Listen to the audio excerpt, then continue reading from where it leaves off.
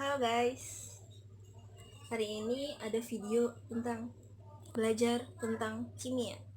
Oke, stay tune. Lihat ya, jangan lupa tekan tombol like dan subscribe. Semoga bermanfaat.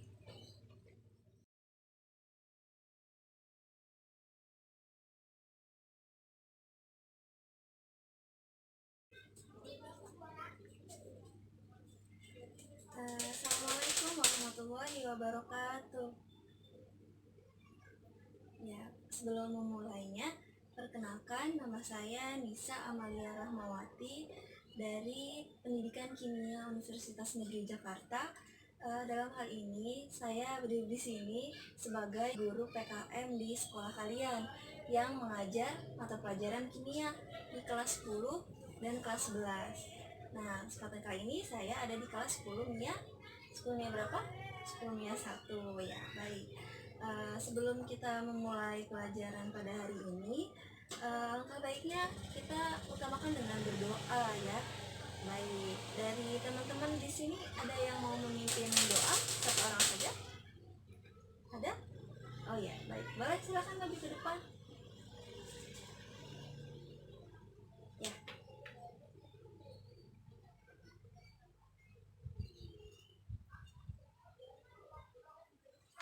Amin. Ya, dipersilakan duduk kembali. Tadi siapa namanya? Oh, namanya Ridwan. Oke, Ridwan, kamu mantep banget deh, keren. Ya, sebelum kita memulai pelajaran hari ini, Ibu tanya dulu deh, kalian gimana nih kabarnya semuanya? Setelah libur panjang kemarin kan, setelah ada virus corona tuh, gimana kabar kalian? Oh baik, alhamdulillah mayoritas baik ya kabar teman-teman semua ya. Oke deh kalau kayak gitu. Apa sebelum kita mulai kita absen dulu ya? Uh, Alvis, ada Alvis? Oh ada. Ahmad, oh ada. Bella ada. Cynthia, oh. Zidan, oh ada. Uh, Siapa sih ini namanya? Oh Gali ada Gali. Oh ada. Nisa. Oh ada, namanya sama kayak saya ya. Oh ada ya. Teman sebangkunya ada yang nggak masuk? Coba dicek atau siapa yang nggak masuk? Oh masuk semua nihil ya. Alhamdulillah sehat semua berarti ya teman-teman ya. Oke baik. Sebelum kita memulai, apakah teman-teman di sini sudah siap belajar dengan saya? Siap. Mana buktinya kalau siap? Ya kalau udah siap berarti kita coba mulai ya dengan cara yang pertama. Coba kalian siapkan kertas ini tidak ditiru untuk setiap hari ya, cuma ini kita sebagai perumpamaan aja di awal. Nah coba teman-teman siapin kertasnya dulu, separuhan aja sama teman sebelahnya. Nah udah, kalau udah coba kita peragakan kalau kertas itu kita sobek-sobek sampai sekecil-kecil yang kalian bisa. Oke? Coba. Oh, kamu udah nggak bisa mentok lagi. Kenapa nggak bisa mentok lagi? Udah paling kecil. Coba ibu lihat. Oh, coba. Loh, kok itu di situ ada yang masih bisa dipotong lagi? Coba kita lihat ya. Oh iya, ini buktinya bisa lebih kecil lagi. Nah, kaitannya pasti teman-teman kemarin sudah belajar kan? Sudah belajar mengenai tentang teori perkembangan model atom. Nah, dari perkembangan model atom tersebut kita sudah belajar bahwa ada pada zaman dahulu sebelum adanya teori-teori yang sangat terkenal saat ini, itu ada teori dari teori kontinu. Kontinu itu berpendapat bahwa kalau suatu materi itu bisa dibagi terus menerus bisa dibagi terus menerus menjadi bagian-bagian yang lebih kecil lagi. Namun saat Demokritus itu berpendapat bahwa suatu materi itu tidak bisa dibagi-bagi lagi, yang dinamakan sebagai atomos pada saat itu yang berbahasa Yunani. Nah, atomos itu artinya A itu tidak. Nah, atomos itu artinya tidak bisa dibagi lagi. Jadinya atomos itu tidak bisa dibagi-bagi lagi. Nah, Demokritus itu menyanggah dari pendapat dari si teori kontinu. Nah, selanjutnya berarti kan dari teori ini kita berpendapat bahwa ada bagian yang tidak bisa dibagi-bagi kecil lagi ya. Nah, yaitu berarti.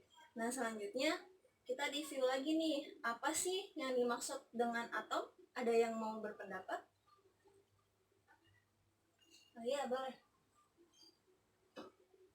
Oh, ya betul. Kalau atom itu adalah bagian terkecil dari suatu partikel, dari suatu materi. Nah, selanjutnya ada lagi yang mau berpendapat? Oh iya, silakan. Oh sama. Ada lagi nggak yang lain yang dari teori-teori yang udah pernah kalian pelajari pada minggu lalu?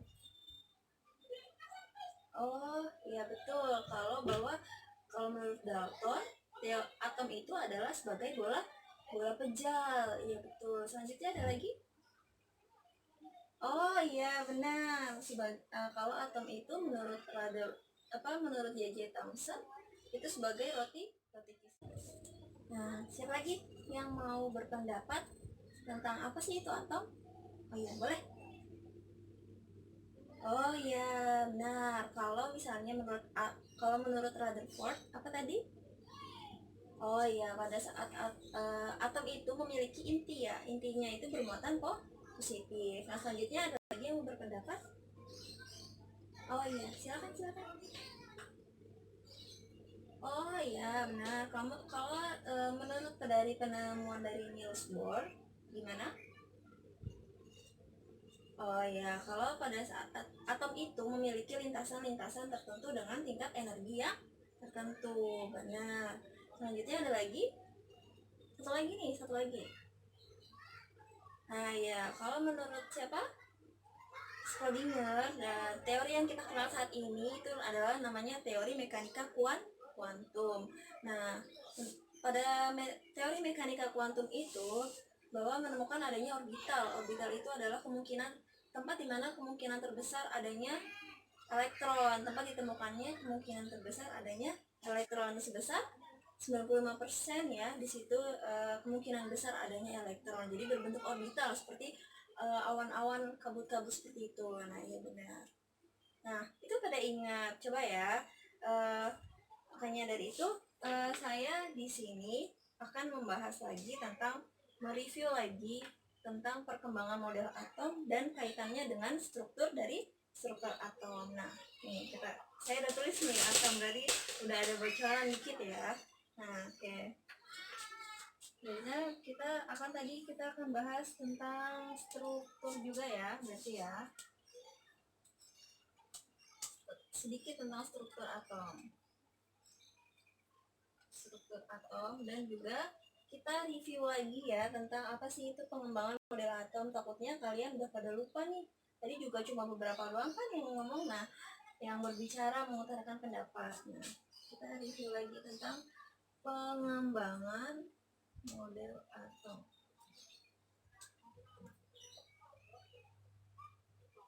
Kita masih sangat awal ya sebagai dasar sebelum kita mempelajari tentang kimia-kimia di pertemuan selanjutnya yang akan lebih menarik tentunya. Oke? Nah, perkembangan dan struktur dari atom. Nah, sebelumnya ada yang udah tahu apa sih itu? Kita masuk ke teori-teori yang kita kenal ya, yang benar-benar sangat menjadi sumber pada saat ini. Nah, penemuan teori pengembangan model atom ini sebenarnya mempunyai kelebihan dan kekurangannya masing-masing. Nah, setiap dari penemuan-penemuan itu, mulai dari Dalton, dari mulai Thomson, terus abis itu Rutherford, Niels Bohr, dan juga mekanika kuantum itu saling melengkapi satu sama lain teorinya. Karena dari penemuan-penemuan itu mereka menemukan hal-hal yang sebenarnya menjadi bagian yang penting gitu dari sebuah atom tersebut. Nah, oke, selanjutnya kita hapus ya.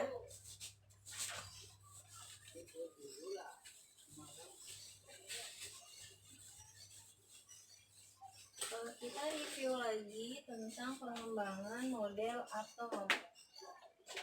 Kalau yang mau nyatet boleh catat, tapi sembari dipahami ya. Kita di sini sambil memahami.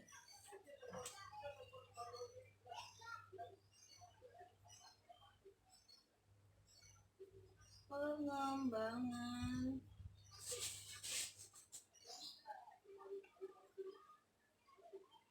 model atom.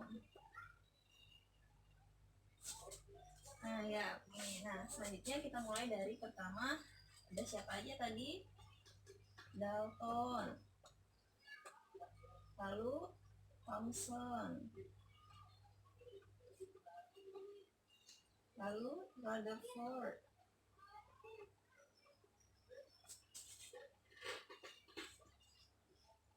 lalu ada Niels Bohr,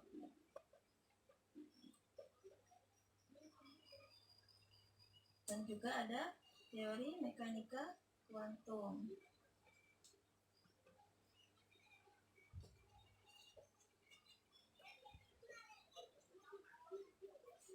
Nah, coba di sini dari teman-teman semua ada nggak yang mau berpendapat apa aja sih teori dari mulai dari Dalton dulu ya? Ya, ada nggak? Kita hapus dulu ya. Kita mungkin nanti bisa catat di sini untuk teori si Daltonnya aja. Mulai dari teori Dalton dulu. Ada nggak yang mau berpendapat? Saya percaya kalau kalian tuh anak-anaknya pintar. Oke, kita mulai dari Dalton. Teori atom Dalton. Oh iya, silakan boleh berpendapat. Oh iya, seperti tadi yang sudah dikatakan ya di awal, kalau menurut Dalton, atom itu merupakan bagian partikel terkecil dari suatu materi yang mana tidak bisa dibagi-bagi lagi. Mirip ya pendapatnya seperti Demokritus. Nah, namun yang dimaksud tidak bisa dibagi-bagi lagi itu menurut Dalton itu sebagai atom itu sebagai bola pejal. Bola pejal itu kan ya kita tahu sendiri, bola pejal itu bola padat gitu ya, jadi dia nggak ada dalam-dalamnya lagi, belum menemukan elektron, belum menemukan neutron ataupun proton, jadi dia masih sebagai bola pejal atau seperti padatan kecil, partikel kecil penyusun materi. Nah selanjutnya ada lagi kalau bahwa menurut Dalton itu harus ya satu atom sebagai bola pejal. Nih, kenapa saya buat bulat-bulat seperti ini, rapat ya, maksudnya itu sebagai bola pejal. Dia belum menemukan elektron, belum ada neutron ataupun proton. Nah, selanjutnya sebagai bola pejal, rapat gitu ya, dia padat sebagai penyusun materi.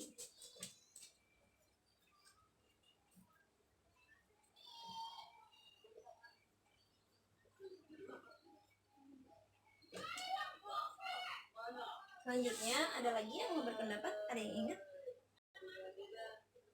Oh ya.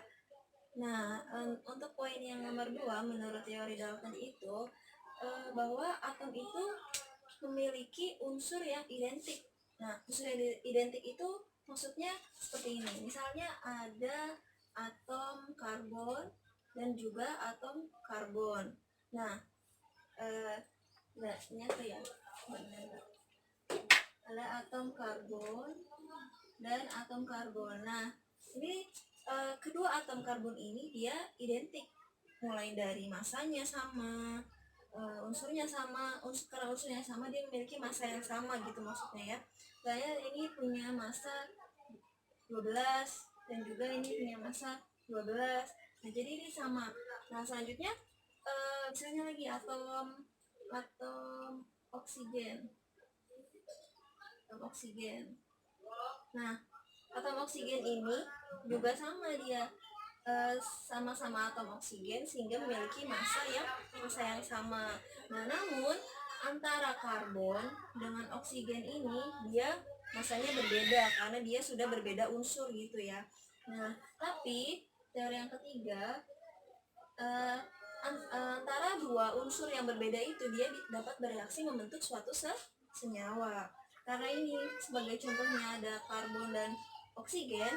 Nah, saat karbon dan oksigen ini bersatu atau bereaksi, dia akan membentuk suatu senyawa CO2.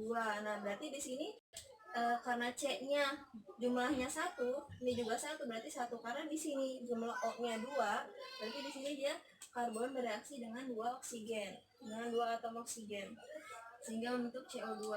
Nah, di sini adalah sebagai teori yang ketiga bahwa dari dua unsur yang berbeda menurut Dalton dia dapat membentuk sebuah senyawa. Nah, gitu. Nah, selanjutnya lagi dari teori Dalton ini memiliki kelebihan. Kelebihannya itu apa? Kelebihannya udah dicatat? Oh, udah. Oh, ada yang belum ya? Coba catat dulu. Sebagai dari representasi pemahaman dari penjelasan saya. Udah? Udah. Hapus ya. Masih tahu nih.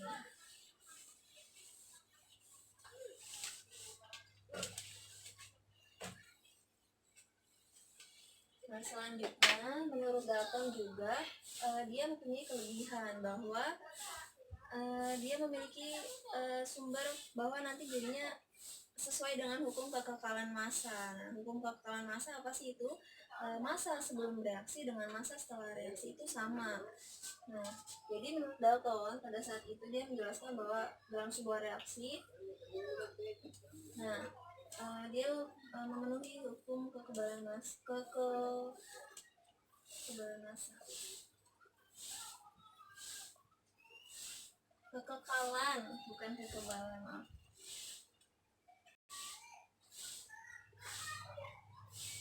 Kekekalan massa. Yang mana sebagai contoh tadi C tambah menghasilkan CO2.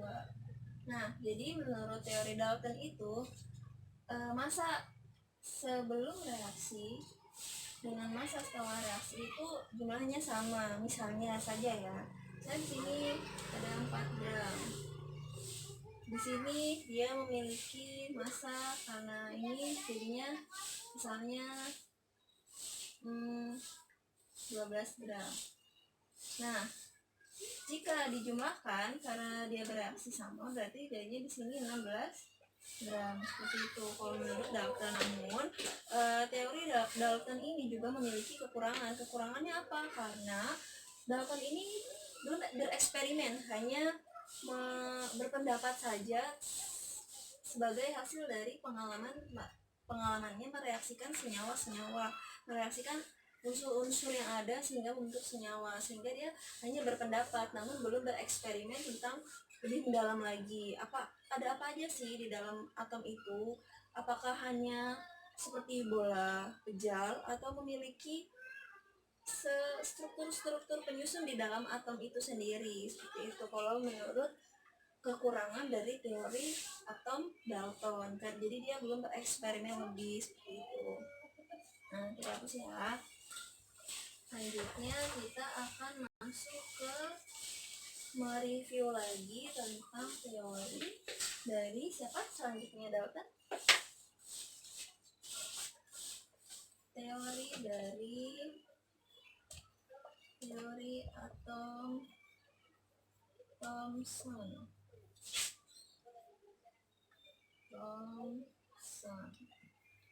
Dan ingat ini ciri khas banget ya teorinya. Ayo. Nah, tuh dia terkenal dengan apa? Nih.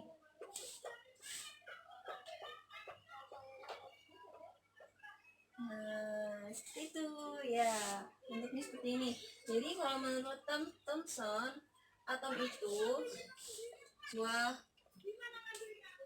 sebuah bola, namun dikelilingi oleh elektron-elektron. Nah, dikelilingi oleh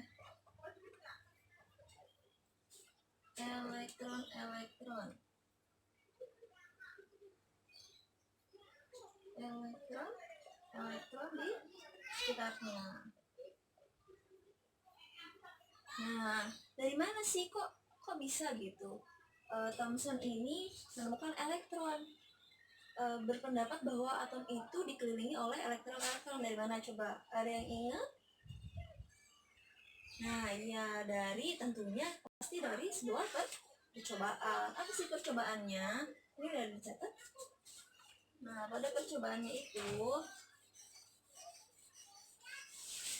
dari sebuah percobaan penembakan sinar katoda.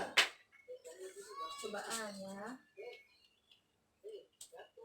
Dari percobaan kita gambar lagi ya, gambar atom dengan elektron-elektron.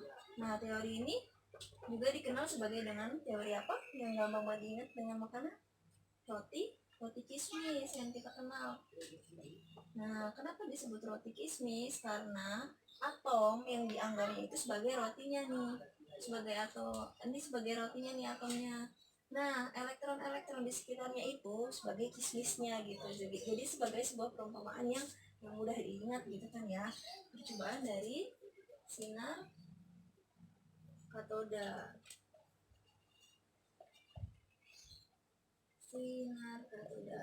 Bisa dilihat di buku teman-teman, ada kan gambar di percobaan sinar katoda ini. Ditemukan bahwa di sebuah elektron itu, dari percobaan sinar ini nantinya sinar itu akan ada yang bermuatan negatif. Nah, dari sebuah atom, jadi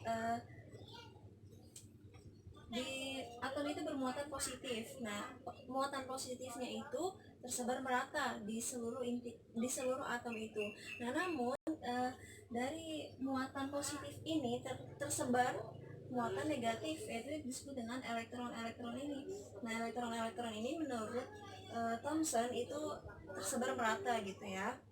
Nah, ini adalah teori atom Thomson yang kita kenal dengan istilah teori roti kismis. Namun sebenarnya ini berkaitan dengan budaya juga sih ya.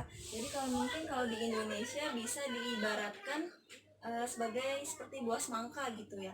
Jadi semangka itu kan bulat ya, lingkaran gitu. Nah, dia kan ada biji-bijinya tuh. Nah, jadi buah semangkanya itu dia yang bermuatan positif. Yang biji-bijinya itu sebagai muatan negatif atau elektron-elektronnya. Seperti itu, bisa diibaratkan seperti buah semangka juga gitu ya. Nah, selanjutnya akan dibahas tentang teori apa yang ketiga, teori Rutherford. Yang ketiga, teori atom Rutherford.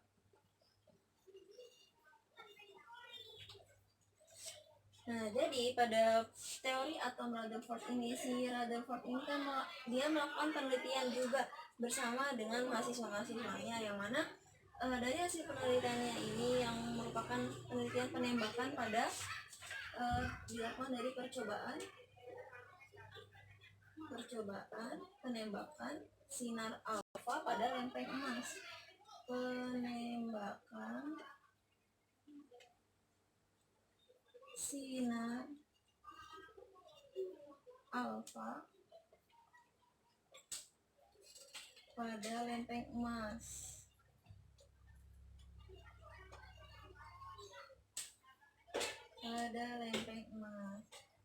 Nah, pada percobaan ini mendapatkan hasil bahwa kalau menurut Thomson tadi kan muatan positifnya dia tersebar merata di sebagai bolanya itu. Nah, elektronnya pun tersebar merata kalau menurut dari percobaan Thomson penembakan sinar katoda. Nah, namun kalau menurut dari Rutherford ternyata muatan positifnya itu tidak tersebar merata. Jadi muatan positifnya itu dia terpusat di sebuah inti, yang disebut dengan inti atom nantinya. Nah, jadi di Rutherford ini dia menemukan inti atom yang bermuatan positif. Nah, jadi pada inti atom ini juga masanya terpusat di situ. Kalau dari penemuan dari penembakan sinar alfa pada lempeng emas. Nah, elektronnya pun tidak tersebar merata seperti dari yang teori Thomson tadi. Nah, jadi dia pada teori atom Rutherford ini dia menemukan bahwa adanya muatan positif yang terpusat di inti. Walaupun intinya itu kecil sekali, dia tetap aja bermuatan positif dan masanya terpusat di situ. Gitu. Jadi sini dia muatannya positif nih. Nah, elektron-elektronnya dia bersebaran, tidak merata seperti yang dijelaskan oleh Thomson tadi. Nah, selanjutnya ini sebagai review aja ya. Nah, selanjutnya itu ada teori dari Niels Bohr. Nah, pada teori ini lebih terperinci lagi ya, dari apa aja sih penyusun dari atom itu. Nah, teori siapa tadi? Niels Bohr ya. 4. Teori atom Niels Bohr.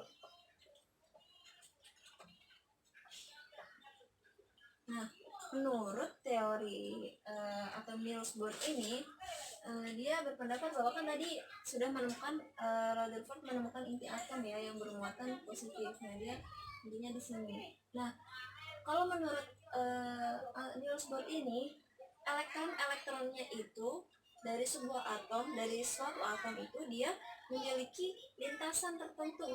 Lintasan tertentunya itu berbentuk lingkaran. Nah, bisa digambarkan seperti ini. Misalnya ada yang seperti ini, ada yang seperti ini, ada yang seperti ini, ada yang seperti ini.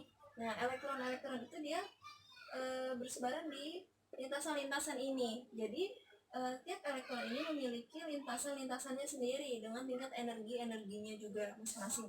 Nah, menurut Niels Bohr seperti itu. Nah, jadi jika elektron-elektron itu melintas di orbit yang ini atau mengorbit pada lintasan ini, jika dia keluar dari lintasan ini dia akan memerlukan energi. Kalaupun dia juga melintas dari tingkat energi yang berbeda, dia juga melepaskan dan membutuhkan energi juga untuk untuk berpindah lintasan atau berpindah orbit. Nah, selanjutnya pada teori modern atau yang biasa kita kenal dengan teori mekanika kuantum. Teori mekanika kuantum.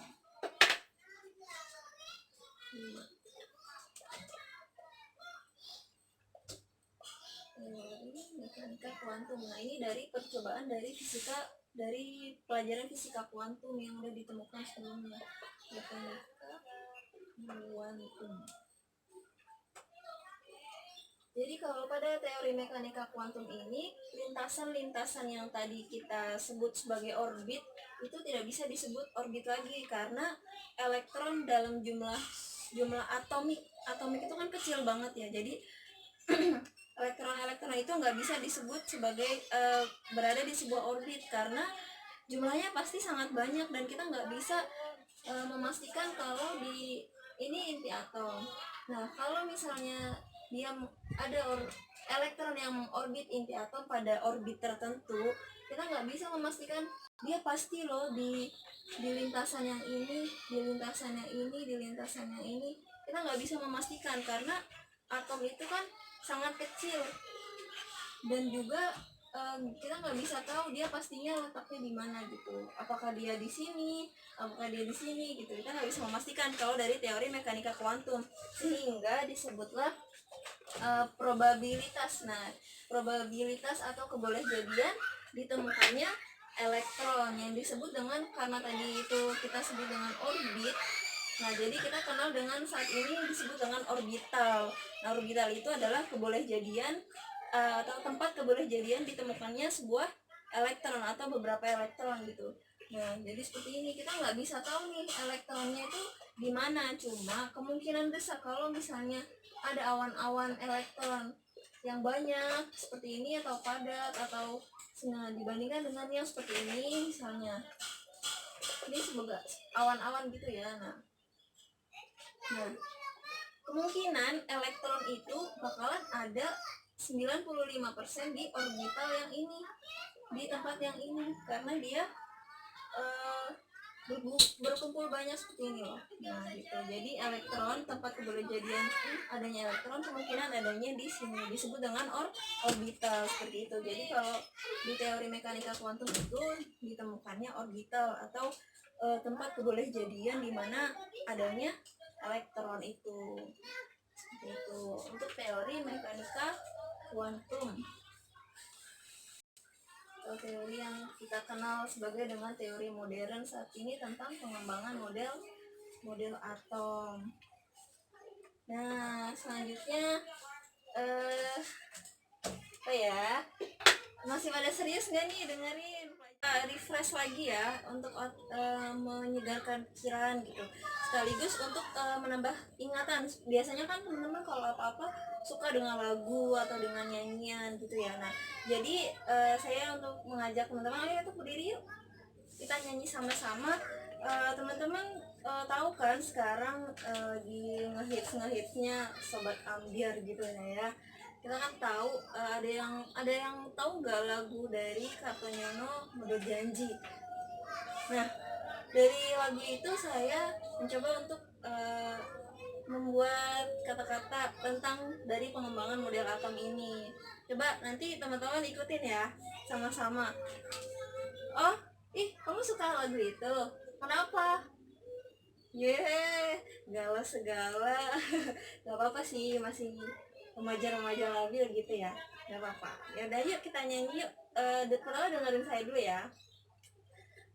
Kita masuk ke refnya aja ya langsung ya.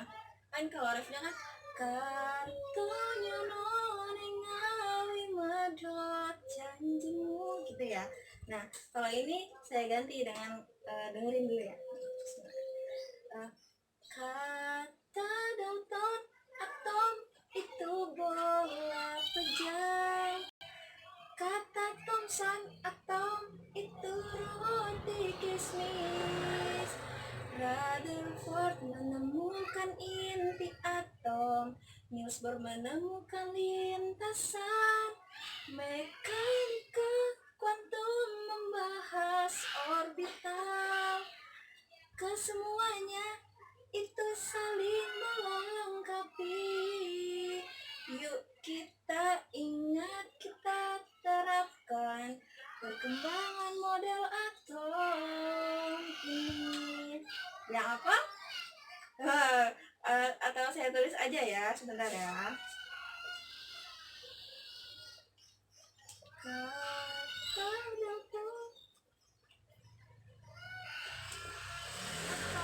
itu bola pejam,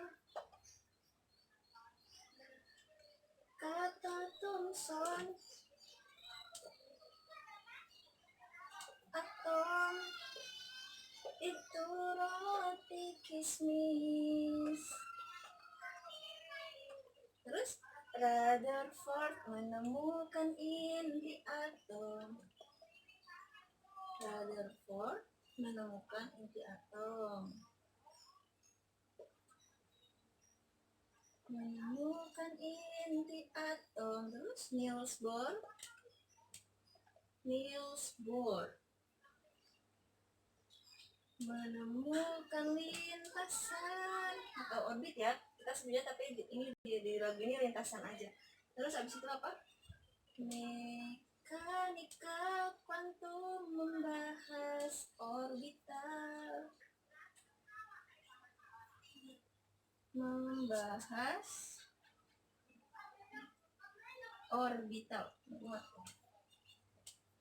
Nah kesemuanya itu nanti kita bisa hafalin kok, ini aja gitu.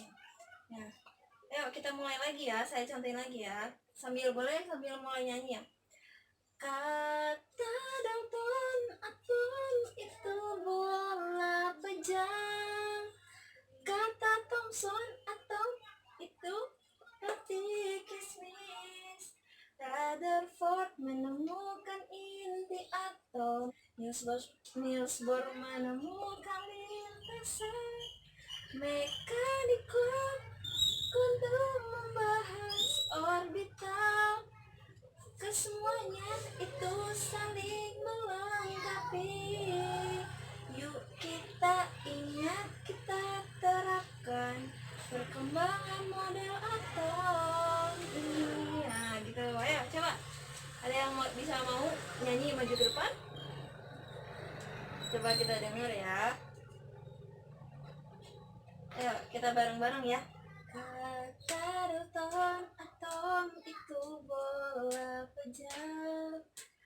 Kata Thomson, atom itu roti kismis. Rutherford menemukan inti atom.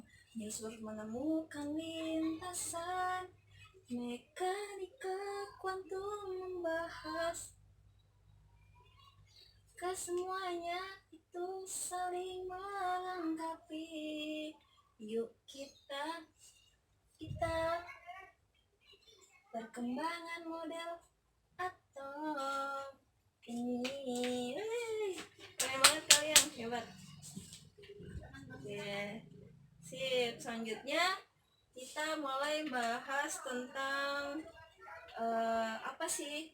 sedikit tentang struktur atom ya. Kita hapus dulu. Teman-teman yang mau ngafalin boleh lagunya.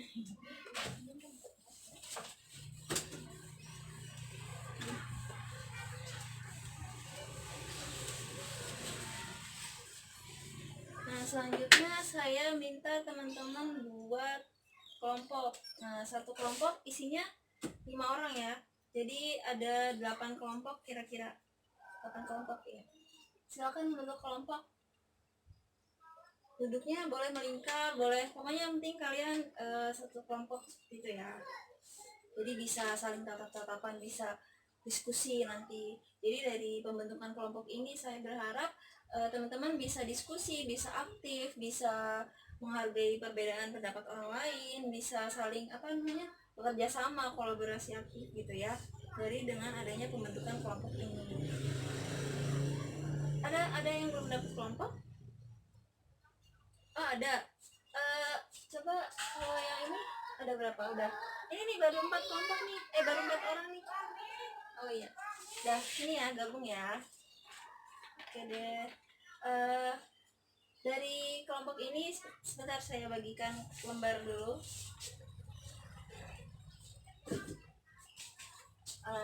Dari lembar-lembar itu ada soal-soal ya, beberapa soal, ada 5 soal lah ya, 5 soal tentang nanti pengisian dari elektron, konfigurasi elektron ya. Nah, jadi pada selanjutnya saya akan membahas tentang struktur atom.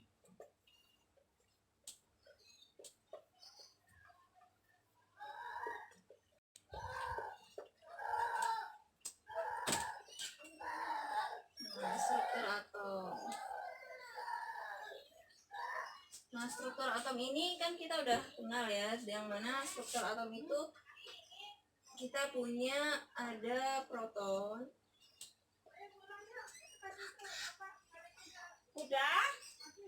ada neutron, dan juga ada elektron. Nah, dari struktur atom ini saya akan membahas tentang dari kaitannya dengan model atom Niels Bohr ya, untuk pengisian elektron atau konfigurasi elektron dari suatu unsur yang nantinya juga berkaitan dengan pada sistem periodik unsur. Nah, jadi kalau tadi pada atom, menurut model atom Rutherford, dia kan belum memiliki lintasan. Jadi Rutherford itu nggak bisa menjelaskan bahwa kalau misalnya elektron itu nantinya jatuh pada inti, kan dia tidak memiliki lintasan. Nah selanjutnya pada model atom Niels Bohr, nah dia kan memiliki lintasan. Nah jadi pada intinya, ini pada inti atom bermuatan positif, nah dia memiliki orbit atau lintasan-lintasan dari elektron yang berbentuk lingkaran. Nah, jadi orbit-orbit ini pada proses pengisian konfigurasi elektron ini disebut dengan kulit. Nah, kulit pada atom ini disebut kulit pertama yang dekat dengan inti disebut dengan kulit K. Kulit K. Nah, selanjutnya kulit yang kedua ada kulit L. K, L, M, N, O, P, dan Q. Nah, jadi menurut model Niels Bohr ini, jadi dia memiliki kulit. Nah, kulit-kulit ini berisikan elektron-elektron. Nah, tapi pada setiap kulit ini dia memiliki batas maksimal pengisian elektron itu sendiri. Nah, jadi pada tiap kulit ini memiliki batas maksimal elektron itu sendiri. Nah, jadi kulit pertama ini sebagai kulit ke-1, ini sebagai kulit ke-2, ke-3, dan selanjutnya 4, terus 5, 6, dan 7. Nah, pada batas maksimal pengisian elektron ini memiliki rumus 2n pangkat 2. 2n pangkat 2. N ini apa? Maksud menjelaskan N ini merupakan kulit keberapa gitu ya. Jadi misalnya pada kulit K, berarti kulit K 2, K itu kulit keberapa? Kulit K1. 2 kali 1 pangkat 2, berarti dia maksimalnya berapa? 2 kali 1, berarti dia maksimal pengisian untuk 2 elektron saja pada kulit K. Nah, selanjutnya pada kulit L 2 kali 2 pangkat 2 berapa? 8. Selanjutnya pada kulit M 2 kali 3 pangkat 2, 9 kali 2, berarti ada berapa? Total maksimal ada 18. Begitu selanjutnya sampai kulit Q, KLMN 2 kali 4 pangkat 2, 16 kali 2 berapa? 32. MNO, P, dan Q 2 kali 5 pangkat 2, 5 kali 5 25 kali 2 berarti 50 elektron maksimal pada kulit O. Selanjutnya 2 kali 6 pangkat 2, 6 kali 6 36 kali 2 72. Selanjutnya 2 kali 7 pangkat 2, 7 kali 7 49 kali 2 90 deh 98. Nah, jadi ini batas maksimal pengisian elektron pada tiap kulit. Pada kulit K ada 2 elektron. Bisa digambarkan seperti ini ya. 2 elektron bisa di sini, di sini. Selanjutnya pada kulit L, kulit kedua itu ada 8 maksimal 8. 1 2 3 4 5 6 7 dan 8. Selanjutnya pada kulit ketiga, pada kulit M itu berjumlah berapa tadi? Maksimal 18. Kita hitung 1 2 3 4 5 6 7 8 9 10 11 12 13 14 15 16 17 dan 18. Selanjutnya seperti itu pengisiannya ya. Jadi pada tiap kulit itu memiliki batas maksimal elektron di dalamnya. Nah, selanjutnya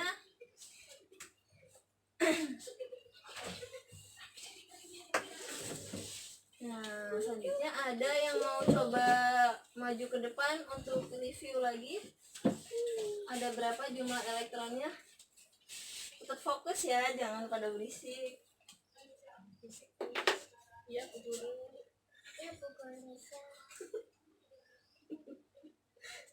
Nih, coba kita mulai lagi. Pada kulit pertama, kulit K, L, M N O P Q. Ini agak aja lingkaran ya, karena susah buat lingkaran fullnya. Nah gitu. Nah jadi pada kulit K tadi, Masya Allah, ada maksimal 2 elektron di dalamnya. Nah, L berapa tadi? 8 elektron. M ada 18 elektron. M, N, O, P, dan Q. 18 berapa? Habis 18 tadi? 2 kali 4, 32. 50, 72, dan 98 elektron. Coba ada yang mau maju bikin bulat-bulat? Sini, maju ke depan sini. Sini. Nah, bikin bulatan berapa? 2 bulatan di sini ya. 1. Berapa kan ada 2 elektron di kulit K?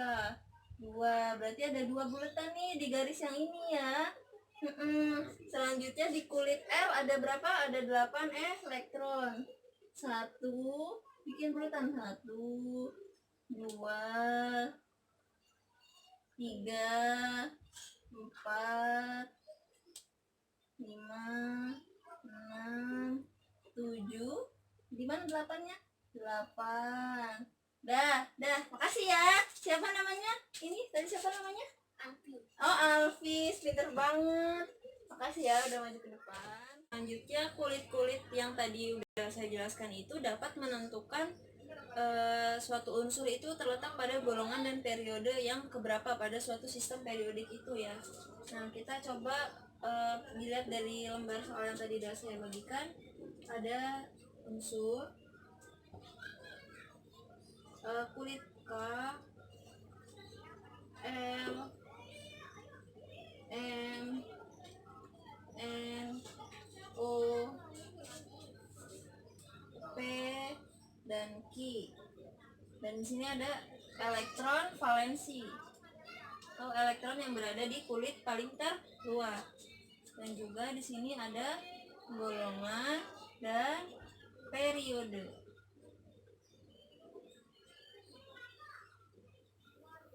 Nah, unsur saya coba tulis di sini unsur 11 Na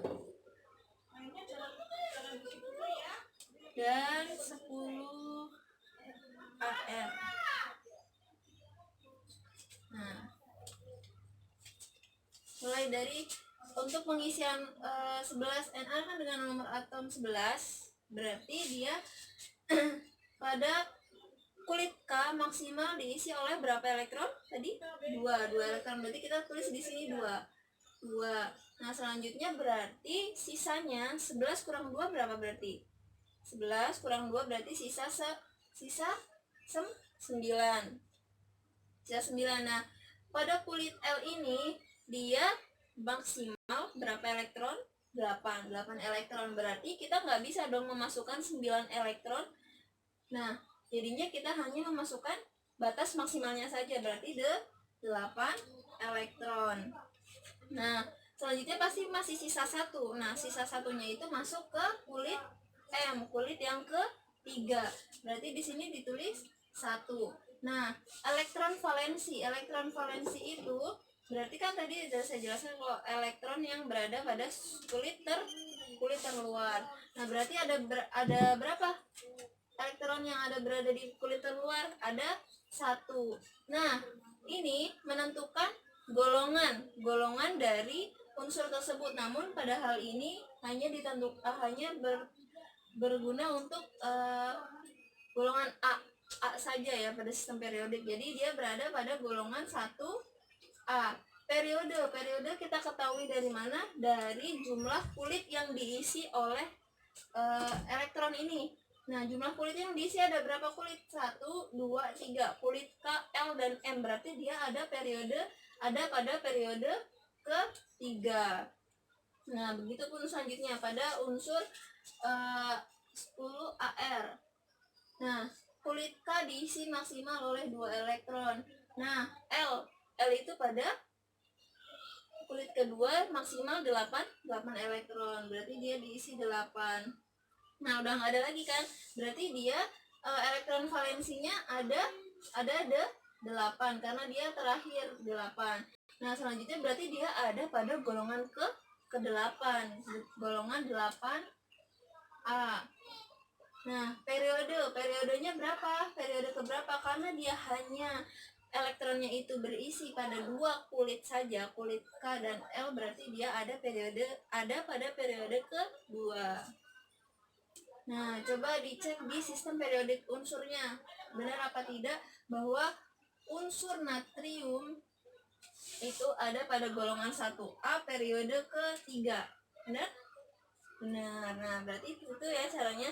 Dan juga untuk unsur argon itu ada pada golongan 8A dan juga pada periode kedua. Sampai sini ada yang mau ditanyakan? Ya, jelas ya. Nah, untuk selanjutnya kita kerjakan, coba kalian kerjakan di lembar yang sudah saya bagikan secara berkelompok. Nah, jika sudah nanti dikumpulkan ya. Nah, untuk pembelajaran hari ini kita bisa simpulkan, ada yang ingin menyimpulkan dari pelajaran hari ini? Ya, siapa boleh? Ya, tadi kita belajar tentang perkembangan model atom dan struktur atom. Baru sedikit ya struktur atomnya. Nah, selanjutnya ada lagi yang mau berpendapat? Oh ya, jadi tadi itu juga membahas tentang model-model atom ya, mulai dari model atom Dalton, Thomson, Rutherford, Bohr, dan mekanika kuantum. Ada lagi? Oh ya, tadi juga menjelaskan apa sih kelebihan dan apa keterkaitan dari model-model atom pada tiap-tiap penemunya itu, karena semuanya saling melengkapi dari penemuan-penemuan itu. Selanjutnya ada lagi yang mau menyampaikan kesimpulan hari ini?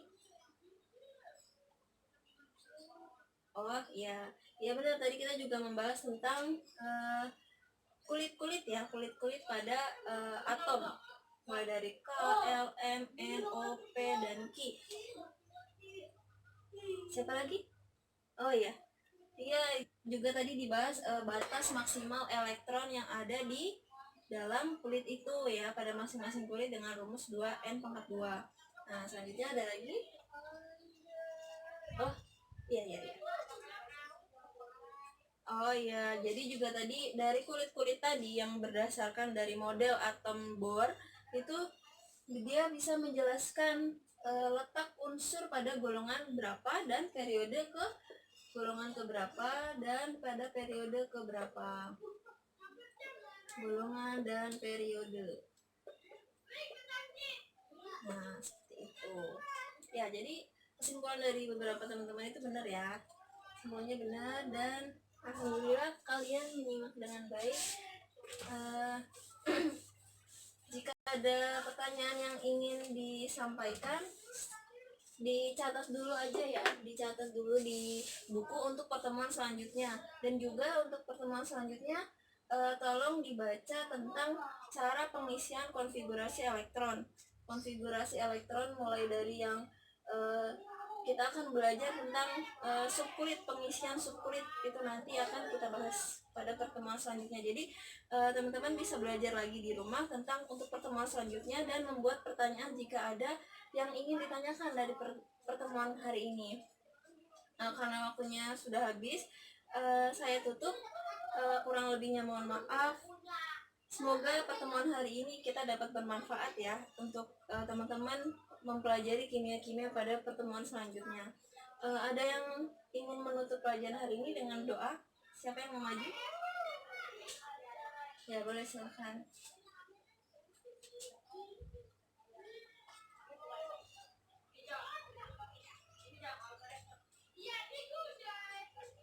Ya, makasih.